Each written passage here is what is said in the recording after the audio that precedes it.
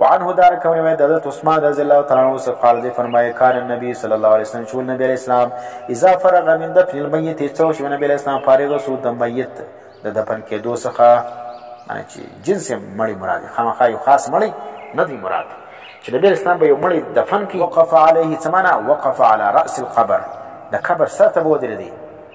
فقال بیا به فرمای استغفروا لاخيكم تاسو بخشش وغواړئ د خپل ورور دپاره ثمنا دعا وکړئ د مړي لره دلته د اخ تورې ولې ذکر کوي د اخ خو نو ورور ته وایي دا خو نو د انسان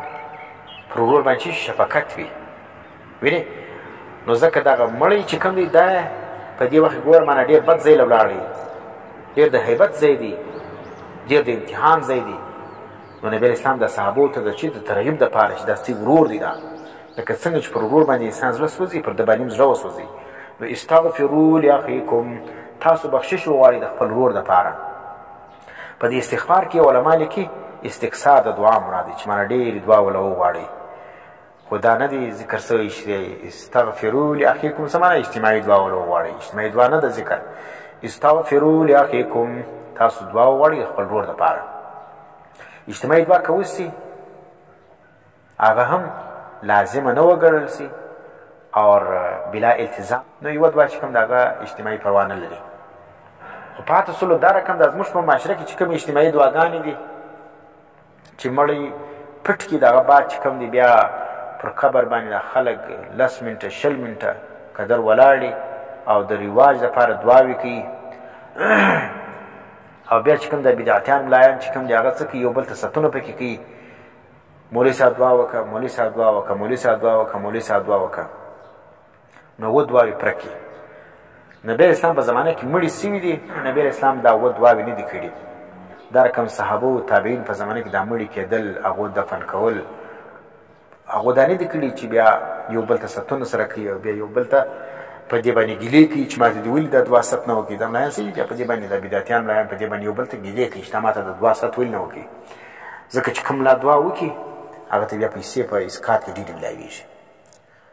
نو دا چې سلو په دې وجه باندې نبی اسلام ټولو صحابو ته فرمایل دي چې تاسو د مړي دپاره دعا وغواړئ نو دعا جایز ده انفرادي دعا چې څومره قدر یې کوئ خدای دې کړي چې ګنټه یې کوي خدای دې کړي چې 2 ګنټې یې کوي هر سړی چې د خپل وس وي هغونه قدر دعا دي د مړي دپاره وروسته د دفن وکړي او که مړ ټولی که چیرې بیا هم دې معاشره کې دا کار مشکل وي وینې د خلک فتواوې ورباندې لګوي نو یوه دعا چې کوم د بغیر لزومه هغه ویل چې کوم دی بد رد و چاته نه وویل چې څوک یې پرېږدي نو بیا چې کوم دی هغه پروا نه لري نو اوس د دې حدیث دا استدلال کول چې نبی اسلام به اجتماعي دعاوې کولې ان خیال است و محال است و جنون اوس که تا استغفرو دې بریلویان څه وایي ګوره نبی اسلام څه فرمایي استغفرو لاخیکم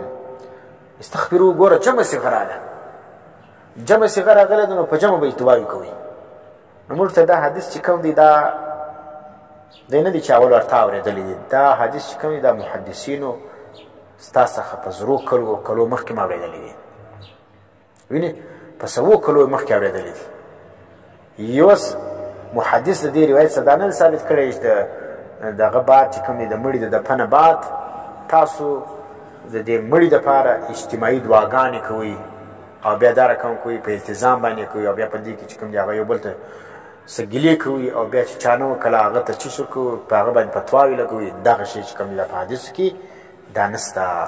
او بیا چې ټیک دی که ته څه وایې چې استغفرو لاخیکم نو دلته خو یو وار فرمایل دی نبي اسلام ته دا اووه دعاوې د کوم ځای د اجتماعي ثابتوې دا ساکي د فرمان سره وویل چې استغفرو لاخیکم د دې څه مراد چې د اجتماعي دعا مراده نو دلته خو یو وار نبي اسلام فرمایلي چې تاسو دعا وله وکړئ دا اووه دعاوې د کومه ځای پکې راغلې دا شپږ پکې د کومه ځای پکې راغلې دا 10 د کومه ځای پکې راغلې بعض ځای تر دې زیات کېږي نو ځکه دا دعاوې اجتماعي د دفن بعد د مړي دپاره او په دا طریقه باندې لکه دا زموږ په علاقه کې چې رایج دي چې خلک یې لازم بولي او چې څوک یې نه کوي هغه ته وهابي وایي یا نورې فتواوې باندې لګوي نو دا رقم دعاوې یو بریل وایي چې کوم دی هغه نشي ثابتولی وینې په دین کې خو نسته زموږ په فقه په کتابو کې خو نسته که ځان ته حنفي وایي دوی ته چیلنج دی دا چې زموږ په فقه حنفي کې دي دغه اووه دعاوې ثابتې کړي د ځان دې چې مجتهد نه جوړېږي چې بیا راولېږي حدیثونه پېښي وینې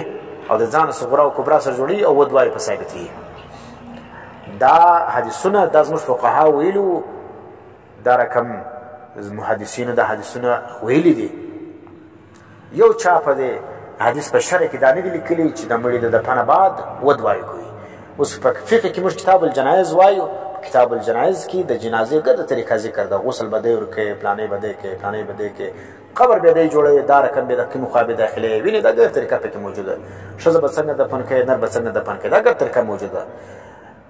دا خو وروسته بیا دا نشته چې که چیرې دا دین وایي د فقهاو به په فقه کې دا ذکر کړی وای چې دفن مې کوي دا یو عمل دا مستحب عمل دی دا سنت عمل دی چې دغه بعد به ودوایو کوي دا د نر زوی یو بریلوی یې ګوټۍ دي ثابت ده کې دا خبره چې د دفن بعد د زموږ د فقه په کتابو کې دا لیکلي چې تاسو د مړي د دفن بعد ودوایو کوي نسته اسماعیل د ځان مجتهدین جوړ کړي دي غلط استدلالات کې هلته موږ حنفیان یو ماتوریدیان یو او دلته د ځان امام حنیفه جوړ کړي دي او خپله د حدیث مسائل راباسي نو دا تر ډېره ټول استغفروا لاخیکم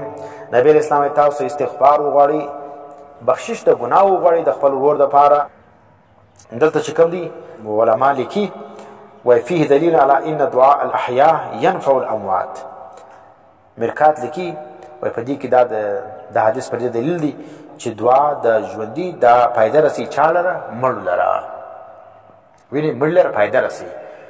نو مناسبانه عیسی علیه ثواب چې کوم دی هغه دا حق دی نو که چیرې سړی راولاړ سي خپل عمل چې کوم دی هغه یا خپل یو خیرات وکړي یا صدقه وکړي تلاوت وکړي هغه ومړي ته وبخښي نو دا ثواب مړ لره رسیږي په خلاف للمعتزله معتزله یا دا نه رسیږي